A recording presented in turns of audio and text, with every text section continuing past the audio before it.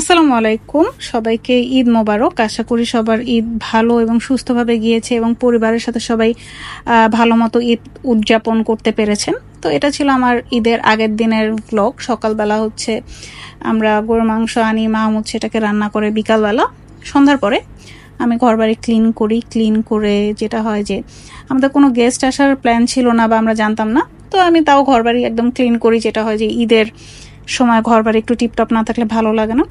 তো রাতে আমি ঘরবাড়ি একদম ফাইনাল গোছগাছ করে একটা ক্লিপ নিয়ে রাখি, যেহেতু এবারের ঈদটা আমার আর মাহমুদের জন্য অন্যরকম। আমার শ্বশুর শাশুড়ি গ্রামে, আমরা দুইজন হচ্ছে ঢাকায়। ঈদের দিন সকালবেলা উঠে আমরা নামাজে যাই।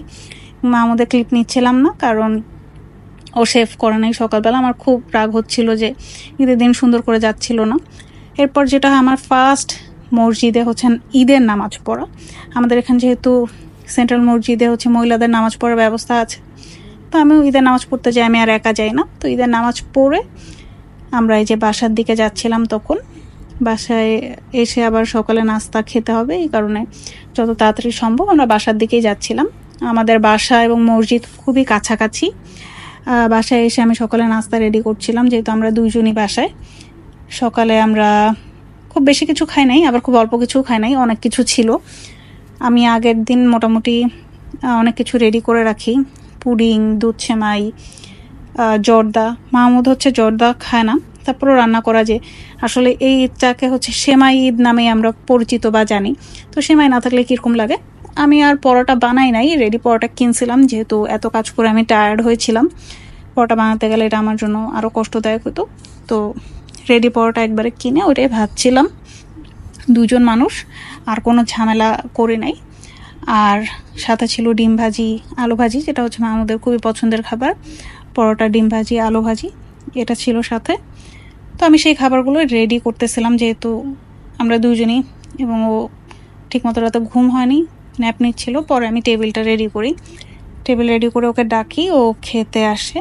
তো যা কিছু ছিল ওগুলো একটু গোছাচ্ছিলাম, যেহেতু একাই, যাতে মন খারাপ না হয়। এই জন্য আমাদের যতটুকুতে ভাল লাগে বা মন খারাপ কম হয়, এরকম একটা অ্যারেঞ্জমেন্ট ছিল। পরে দুজন মিলে আমরা ইফতার বারবার চলে আসছে, রোজার ভাইবস এখনও কাটে নাই। তো হচ্ছে সকালের ব্রেকফাস্ট আমরা একসাথেই করি, যেহেতু সকালে ও সাধারণত থাকে না, একসাথে আমাদের এখন ব্রেকফাস্ট করা হয় না। তো এগুলো ছিল আমাদের ব্রেকফাস্টে। টুকটুক করে যতটুকু পারছি ওইটুকু করার চেষ্টা করছি। এবং নর্মালি হচ্ছে মাহমুদ ঈদের সকালে হচ্ছে খিচুড়ি পোলাও খায়, তো এবার আমি আর খিচুড়ি পোলাও দিইনি, যেহেতু ফুল রোজায় হচ্ছে খিচুড়ি পোলাও এগুলো সব কিছু খুবই রেগুলার বেসিস খাইছে। তো বললাম যে এবার তাহলে একটু পরোটা খাই আমরা। এই কয়েকদিন যেহেতু খুব ভারী খাবার খাওয়া হয়েছে, তো পরোটা, ডিম ভাজি, আলু ভাজি এগুলো দিয়ে মূলত খাইছে, বাদবাকি কোনো কিছুই খায় নাই। তো আমিও হচ্ছে আলু ভাজি, পরোটা এগুলোই খাচ্ছিলাম। এবং রোজার পরে যেটা হয় যে খুব একটা খাওয়া যায় না, পেট ফুলে থাকে, গ্যাস হয়। তো খুব হাবিজাবি কিছু খাইনি আমরা, এগুলো দিয়ে আমাদের ব্রেকফাস্ট করতেছিলাম। ব্রেকফাস্ট শেষ করে আমি হচ্ছে ওয়েব সিরিজ দেখতে বসে যাই, এবং এটা হচ্ছে হইচইতে ছিল, জিম্মি। খুবই ভালো লাগছে, আপনারা দেখতে পারেন, খুবই ভালো লাগছে। জয়ার অভিনয় হচ্ছে দেখার মতো ছিল। এই বয়সে এই অভিনয় আসলে প্রশংসার দাবিদার। এবং দুপুরবেলা যেটা হয়, মাহমুদ ঘুমায় যায়, আমি যেহেতু একা খাবো, ওর জন্য পোলাও, গরুর মাংস, বেগুন ভাজি, সালাদ এগুলো রেখে আমার মনে হচ্ছিলো যে একটু ভাত খেলে ভালো লাগবে। তো আমি ভাত, আলু ভর্তা, ঘি, বেগুন ভাজি, পেঁয়াজ মরিচ ভর্তা এগুলো দিয়ে খাচ্ছিলাম। আমার কাছে মনে হচ্ছে এগুলো দিয়ে খেলে আমার একটু ভাল লাগবে বা খেতে পারবো। এবং যেটা হয় যে খেতে খেতে আমার কিছু একটা দেখতে হয়, তো আমি ইউটিউবে বিভিন্ন জিনিস দেখছিলাম এবং খাচ্ছিলাম। এবং দুপুরের খাবারটা আমি একাই খাচ্ছিলাম, ও যেহেতু ঘুমাচ্ছিল, আর আমিও ডাকি নাই, ঘুমটা ঠিক মতো না হলে খ্যাচ করবে। তো ঘুমাচ্ছিল, অনেকক্ষণ ঘুমায়, আমি আমার মতো করে দুপুরে খাই। এবং ভাত, আলু ভর্তা, ঘি, এর থেকে বেস্ট খাবার দুনিয়াতে আর কিছু নাই। এত আরাম করে খাইছি, মানে আমার মনে হলো যে অনেক দিন পর একটু আরাম করে খেতে পারছি। এরকম ভর্তা ভাত আমার সব সময় পছন্দের, সেটা যে ভর্তাই হোক, যতটুকু, এটা সবসময় আমার খুবই পছন্দের খাবার। তো আমি একাই হচ্ছে ভর্তা ভাত খাচ্ছিলাম, ও যেহেতু ঘুমাচ্ছিল, সাথে হচ্ছে ইউটিউব দেখতেছিলাম। এবং খুবই মজার ছিল এই খাবারটা। আমার কাছে মনে হয়েছে যে অনেক দিন পর খুব আমি আরাম করে খাচ্ছি। এরপর যেটা হয়, গরুর মাংস মাহমুদ তো কষাই রাখছিল, আমি আলু দিয়ে রান্না করছি পরে, যেহেতু ওর আলু ঝোল পছন্দ। তো আমি ওইটাও একটু খাইলাম, যে সাদা ভাতের সাথে গরুর মাংস ভালোই লাগে খেতে। এটা খাচ্ছিলাম আর বিভিন্ন ধরনের রাজনৈতিক এক্সপ্লেনেশন শুনতেছিলাম। জুলাইয়ের পর থেকে আমরা সবাই মোটামুটি রাজনীতি নিয়ে খুব অ্যাক্টিভ, তো এরকম বিভিন্ন ধরনের এক্সপ্লেনেশন শুনতেছিলাম আর খাচ্ছিলাম। খাওয়ার পরে যেটা হয়, দুপুরবেলা মাইসেলফ অ্যালাইন স্বপন দেখি, এবং একটা রিভিউ আমার কাছে খুবই খারাপ লাগছে, মানে ভালো লাগে না, এক্সপেকটেশন মিট করে নাই।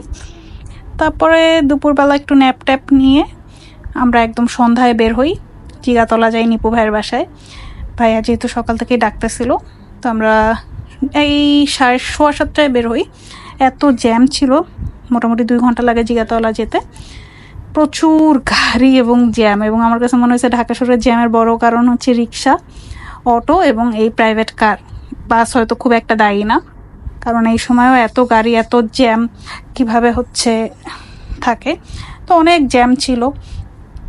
এই 2.5 ঘন্টা পার হয়ে আমরা নিপু ভাইয়ের বাসায় যাই, ওখানে যে অনেকক্ষণ থাকি। এবং মজার ঘটনা হচ্ছে, আমার এত বছরের জীবনে কেউ প্রথম আমাকে পাসুল, মানে আমি যে ভাইয়ের বাসায় ঢুকবো এবং নাভিয়া এসে আমাকে সালাম করছে, মানে আমি এত ভ্যাবাচাকা খেয়ে গেছি। ভাবিদের হাতের খুব মজার এই ডেজার্টগুলো ছিল। আমরা যে নবাবী সেমাই, ফালুদা, পোলাও, গরুর মাংস খাই। তারপর আমি যে খালামণির বাসায়, আমাকে দেখে খালামণির এরকম একটা এক্সপ্রেশন ছিল, এবং এই ভিডিও দেখে শিওর খালামণি আমাকে গালি দিবে, বলবে যে তুই এটা কেন আপলোড দিছিস। তারপরও খালামণির বাসায় গেছি, এটা একটা ছোট্ট ক্লিপ। এরপর রাতের 11:40 আমরা বাসায় ফিরি। এই ছিল আমাদের ঈদ। আপনাদের ঈদ কেমন ছিল জানাতে ভুলবেন না। আল্লাহ হাফেজ।